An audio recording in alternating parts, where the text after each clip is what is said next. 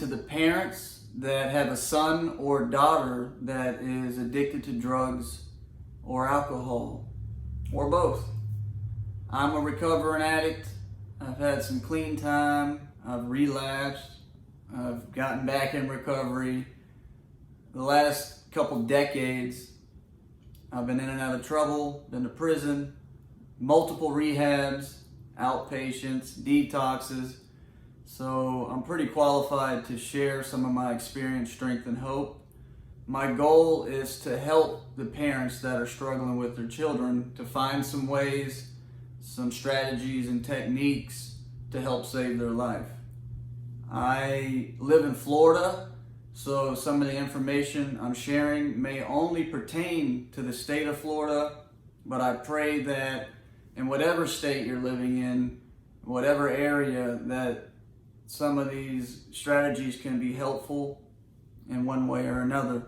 So I want to mention the word Marchman Act. That's what my parents were forced to do in my situation.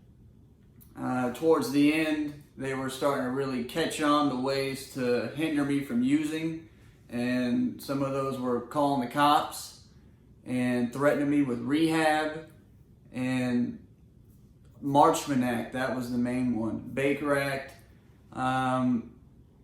So if I'm using needles, that is basically a suicidal attempt, because I'm knowingly using a substance that I know could kill me. It's a 50-50 chance of life or death every time an addict uses heroin, uses intravenously. So Baker Act could be a strategy you could use to have your son or daughter picked up by the police and taken to a treatment center. Now, Marchman Act is a little bit more hands-on. You have to create a case against your son or daughter, like prove to the judge, prove to the courts that they are at risk. And so some of the things you're going to want to do is collect some of their paraphernalia. If they got needles and pipes and baggies, or if you find some of their drugs, get it all put together. That way you have some kind of evidence to present to the judge, and hopefully they will court order your son or daughter to get picked up and brought to the nearest treatment center, like what happened in my case. I remember I was really deep in it, and my parents pushed some paperwork and had me Marchman Acted. I remember I woke up in my bedroom to a police officer standing over me. I had drugs on the dresser and paraphernalia and stuff laying out, and he wasn't worried about that at all. He was just worried about coming and picking me up and taking me to the nearest treatment center, detox. And that's exactly what happened. There wasn't any charges brought against me or anything like that that got me in trouble. That's kind of like the whole point of it, is to be able to save your son or daughter's life without getting them in trouble. But the courts will order, in my case, me, to go to a treatment center up to 18 months. And the kicker to all that is that it's free. If it's court ordered, it's free. And which is one of the things that people are struggling with today, because they can't afford to send their son or daughter to rehab or treatment, outpatient, any kind of counseling. So there's a lot of benefits to doing the Marchman Act, or even a Baker Act. I know some people are going to say, they got to be willing, and that's very true, but it does not hurt to try to speed up the process or have things like that happen as an eye-opener, a reality check, to actually have your son or daughter be like, wow, man, I'm really falling into darkness. I'm going down a wrong path, and there's still people that care about me that are trying to help me and bring me back into the light. For an addict, it takes a lot of failure before we find success. In most cases, at least I'm speaking from my personal experience. And I can't imagine being a parent and having a son or daughter that's addicted. My daughter's 4 years old, and I pray to God that I never see her go down the path that I did. So it's my goal to do everything possible to prevent her from choosing that lifestyle. But there are things you can do. So I don't want you to feel like you're completely hopeless, because I know some of you parents do. And some of you parents are blaming yourself. And it's not your fault. You know, we're our own person. We're making our own choices out here when we decide to use, you know. And I'm so sorry to those that have lost a son or daughter to addiction. I can relate for the most part. I know it's not exactly like losing a son or daughter, but having close friends in recovery go back out, relapse, and overdose because their tolerance is low, you know. So, you know, just have a moment of silence for those parents that have lost anybody. But there is hope, and there is things you can do. You're not completely powerless. So please look into doing a Marchman Act, or having them Baker Acted, or calling the cops on them. This might sound crazy, but your goal is to create a case against your son or your daughter. You want to prove to the judge that their life is in danger, that they are a threat to themselves, basically. It's not your fault. I'm going to take you into the mind of an addict real quick. Like when I was using and getting high, that was all I really cared about, you know. Things would be happening and going on around me.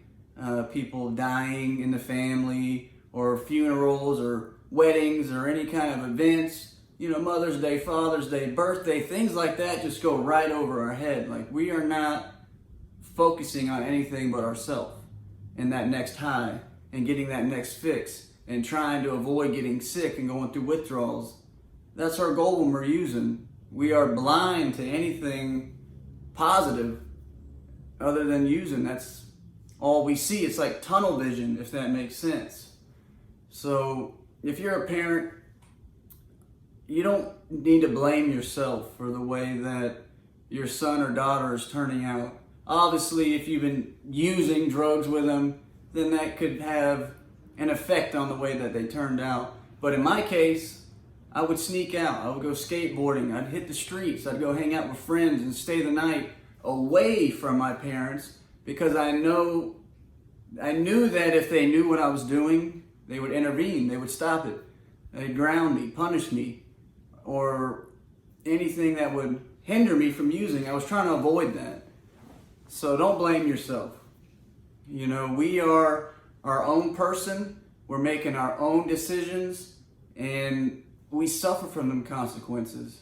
You know, someone that's using needles, you know, there's Hep C, chance of getting AIDS, high chance of overdose. Those are things that all can happen when we're using. We're putting ourselves in harm's way, knowingly doing it. I mean, we're kind of blind to it. Like we don't want to accept the fact that what we're doing is dangerous and life-threatening.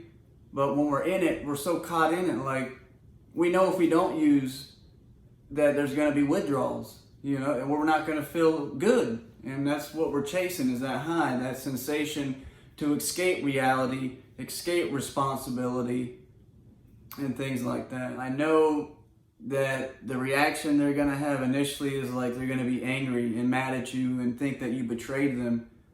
But if you stick with it and stand behind what you're doing by getting the courts involved or getting the police involved, I pray that eventually down the road they'll finally come out of all this and be like, man, thank you so much for helping me. Because that's what happened in my case, you know.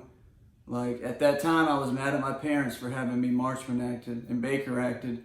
They tried so many different things, right? And I knew that they weren't going to give up, that they weren't going to stop doing it. And that is what finally made me surrender, because anytime I'd relapse and they would find out, I knew it wasn't going to be long until they called the cops or went to court and pushed some paperwork and had me Baker Acted or Marchman Acted. So it's a vicious process. It's not easy, but you have to stand up for what you believe in. Just think one one sentence in your head. Anytime you find out they're using again, I am going to save their life, no matter what I have to do. If I have to call the cops, if I have to push paperwork at the courthouse, I'm going to do what's necessary to save my son or daughter's life. And I wish I was able to make this video sooner, but I had to go through my own experience to finally be able to give this information to parents. And I'm sure some of you guys have heard about it, but I wanted to share just personally. I went through it and it worked for me. You know, I put together some clean time now. I'm involved in a program that I started with a few other people. We have meetings every week, and life is getting better the longer that I stay clean and stay away from the hard drugs and put myself at risk of overdose. I overdosed and died. I used a substance that I thought was heroin, and it killed me.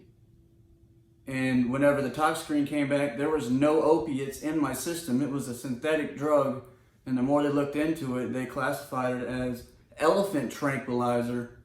So I know some of the people watching this have heard me share this bits and pieces of my story, but this is really just for the parents. I haven't done a video like this, and I just want to inform you that there is hope. You're not powerless. There are things you can do. You can take control. You can get the courts involved, the police involved, and have them picked up and taken to a detox without getting them in any trouble. So I just wanted you guys to know that, you know, if you're enjoying this content, you know what I'm saying, if you like this content and want more of it, I'll be doing more videos.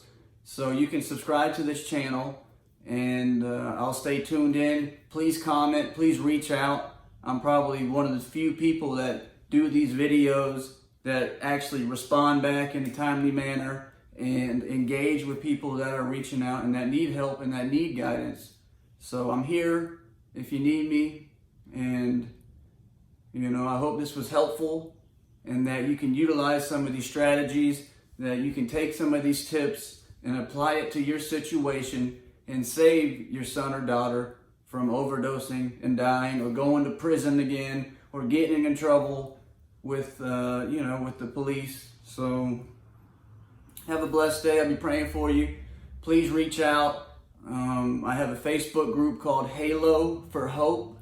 You can join and get involved and see that people are sharing testimonies and making positive posts and sharing their success stories on their clean time and things that are going on in their life that they're grateful for.